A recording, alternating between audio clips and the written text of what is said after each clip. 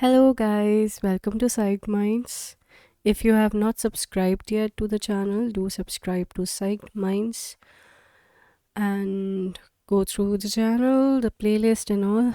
Okay, so we are reading It Didn't Start With You by Mark Wallen. How inherited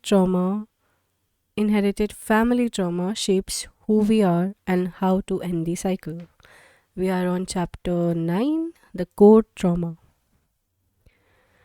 Atrocities refuse to be buried. Folk wisdom is filled with ghosts who refuse to rest in their graves until their stories are told. Judith Herman, Trauma and Recovery.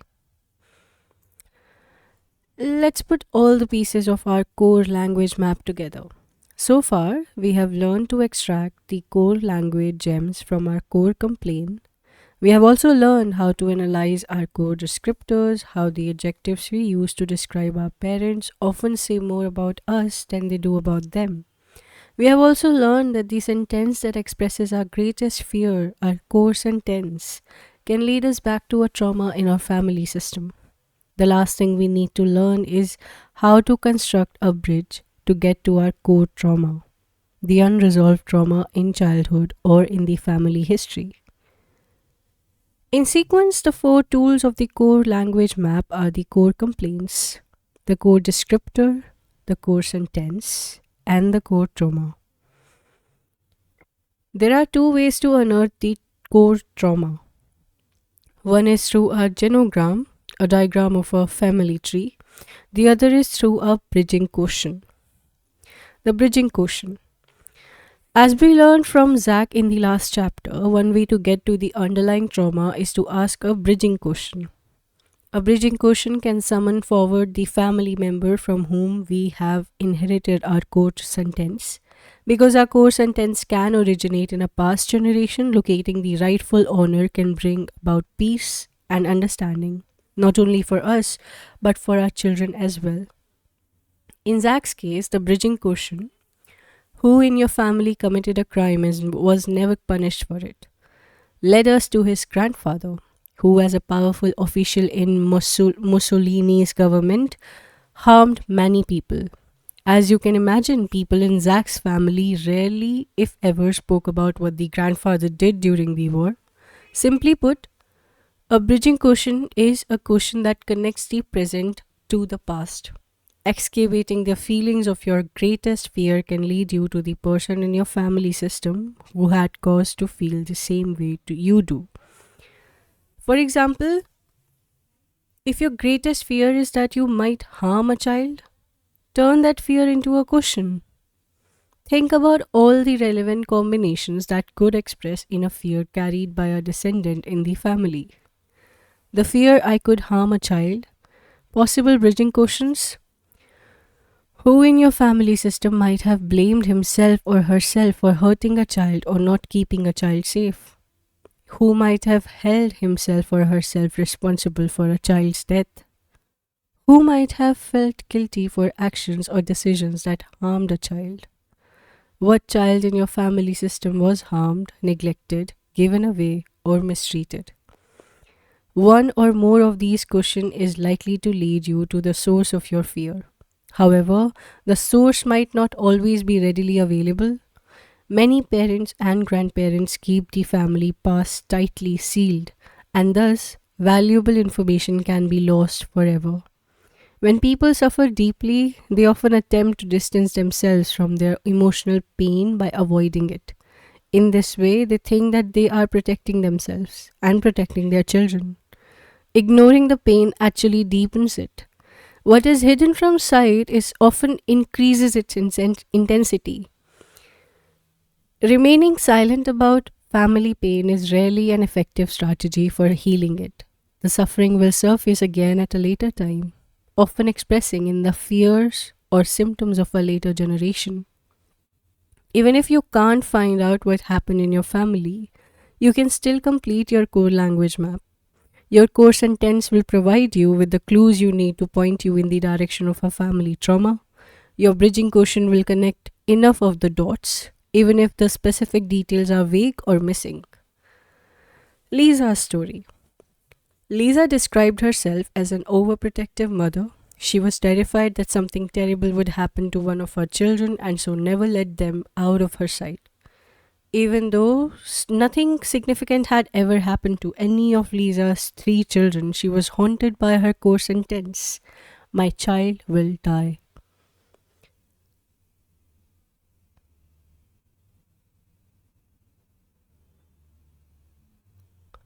Lisa knew very little about her family history, but when she followed the fear of her core sentence, she asked the following bridging questions.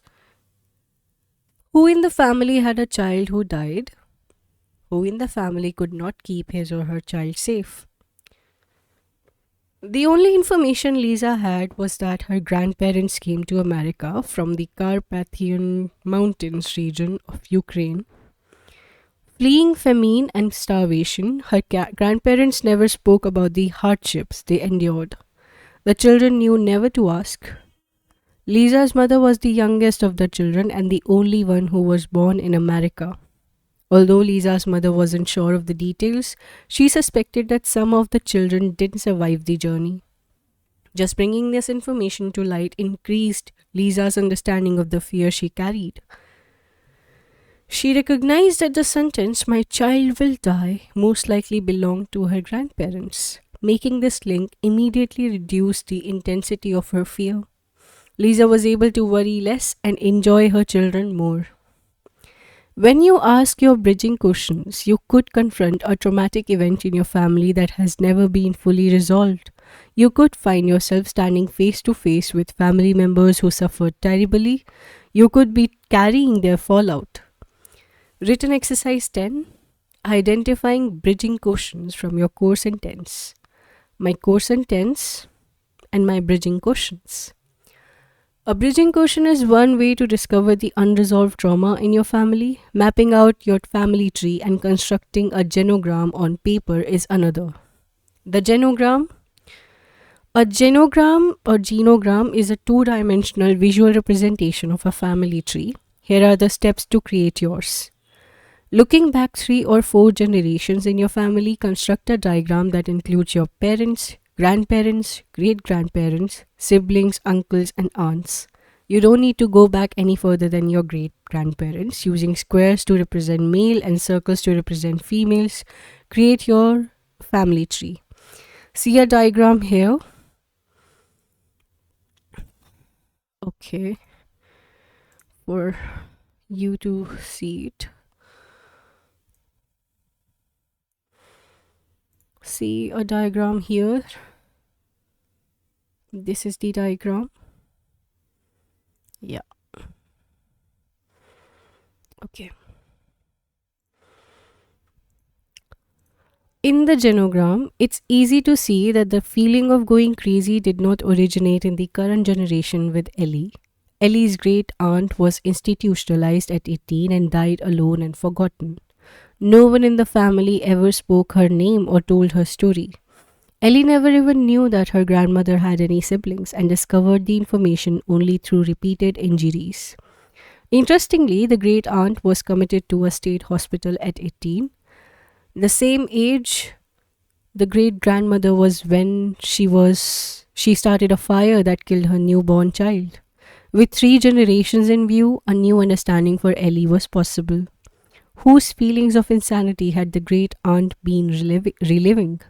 And more important, what story was Ellie trying to bring back to the forefront by sharing the same fear?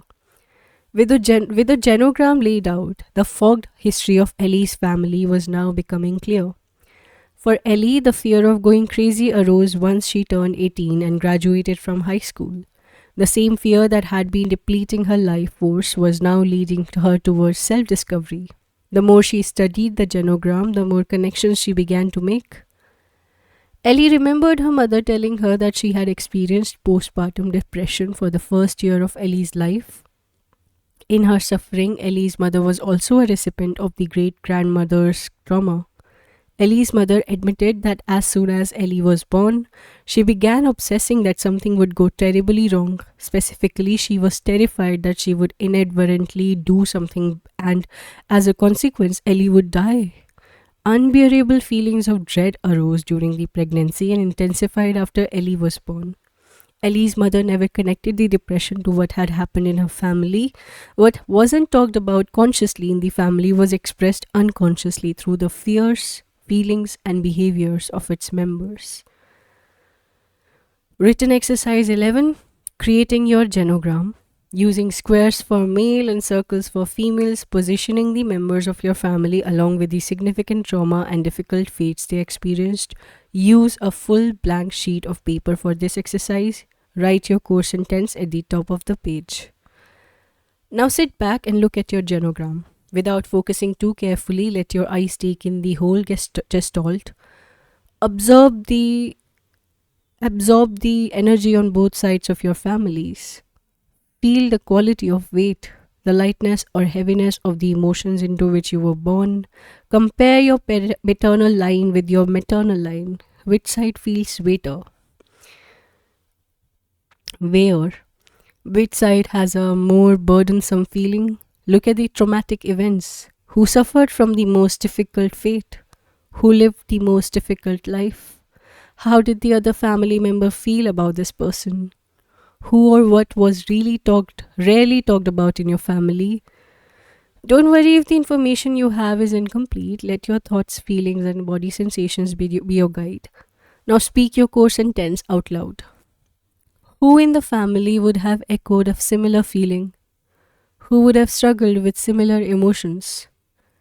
Chances are your core sentence existed long before you were even born.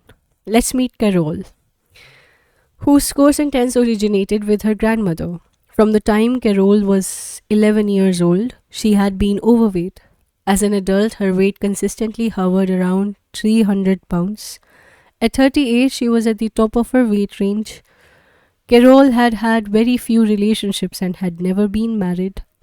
Carol described feeling smothered and suffocated by her weight and being betrayed by her body.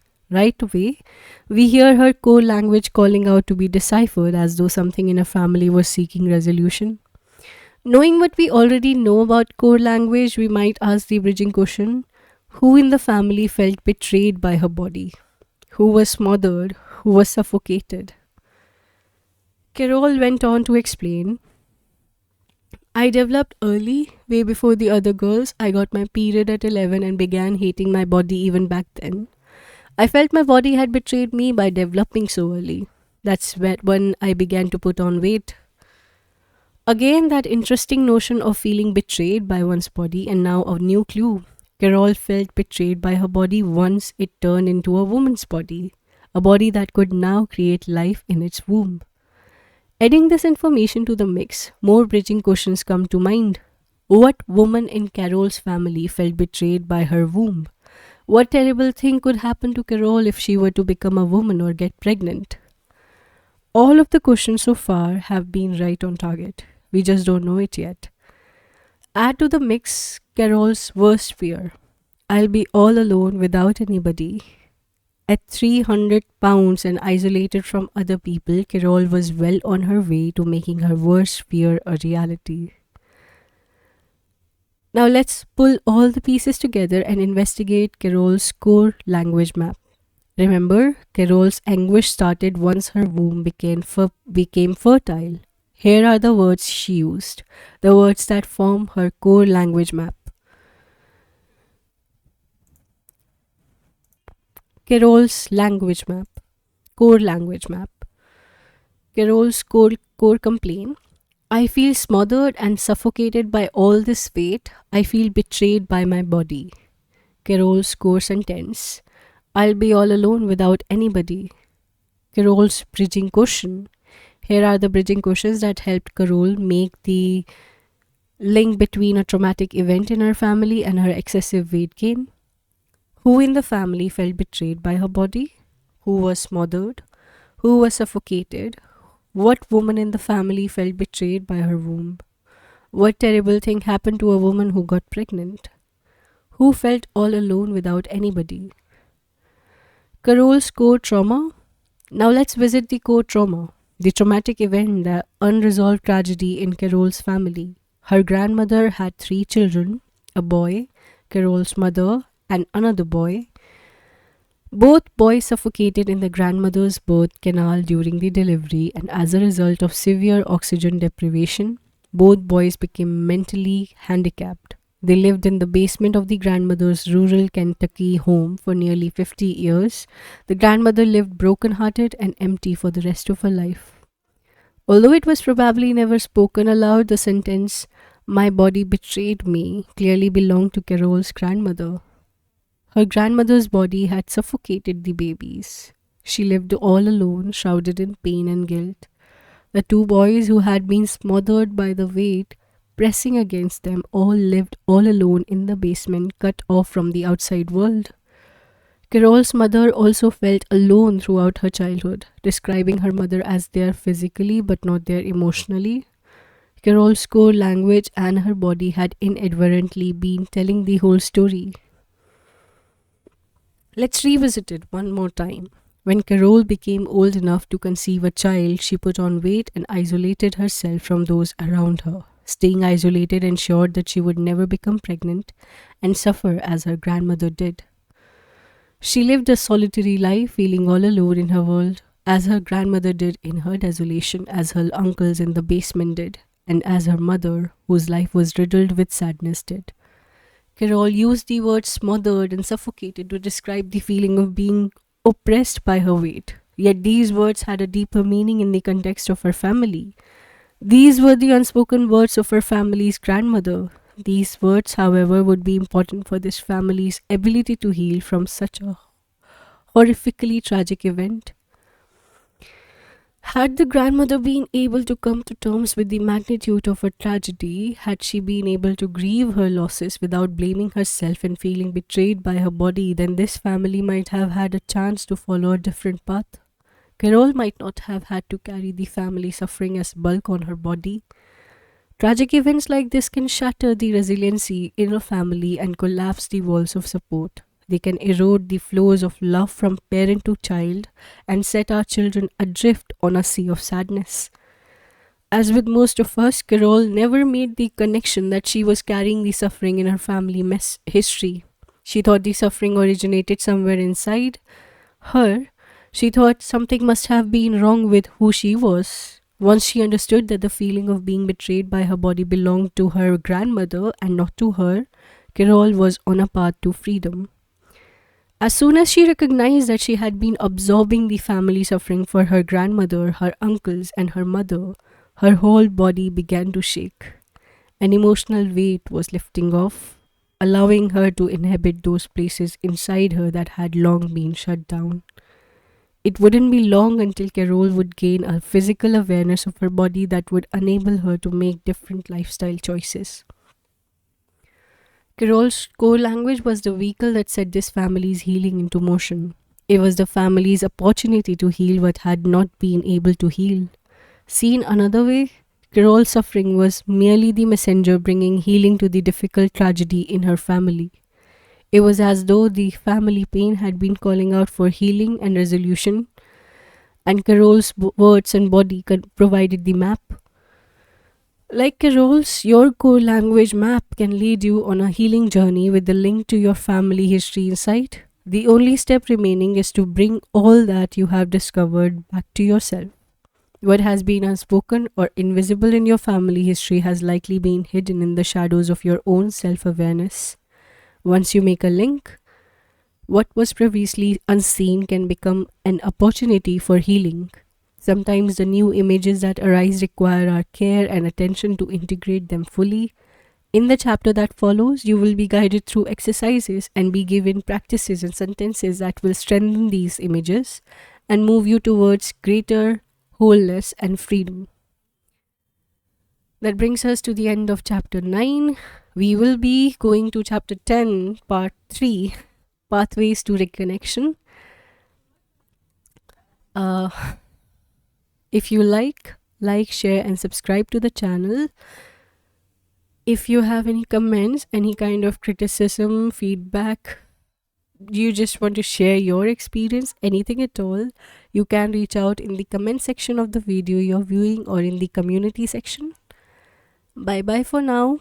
Take care. Keep reading and do reach out. Bye.